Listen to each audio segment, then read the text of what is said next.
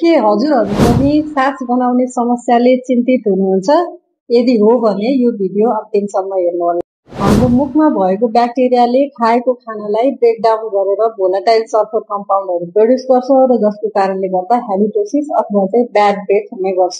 सास बनाउनुको कारणहरू धेरै हुन सक्छन्, जसमध्ये 90% अफ द कज चाहिँ डेन्टल कजै हुने गर्छ। अर्को भनेको चाहिँ पेटको समस्याले गर्दा पनि कहिलेकाहीँ सास बनाइरहेको हुन सक्छ। डेन्टल कजहरूमा चाहिँ नम्बर 1 मा पोर ओरल हाइजिन, नम्बर 2 मा टङ कोटिङ, तेस्रोमा चाहिँ ड्राई माउथ, चौथोमा मुखमा क्याभिटीहरू छ भने पनि त्यसमा खाना अटेर झन् हेलिटोसिसको समस्या हुन सक्छ। चोटी जम्ने पदार्थहरू सेवन गर्ने हेबिटले पनि हेलिटोसिस हुन सक्छ। म्यानेजमेन्टको लागि दिनको 2 चोटि राम्रोसँग फ्लोरिडेटेड टुथपेस्टले मजाले 2 मिनेटसम्म ब्रस गर्न सक्छौँ र फ्लसिङ पनि उत्तिकै आवश्यक हुन्छ।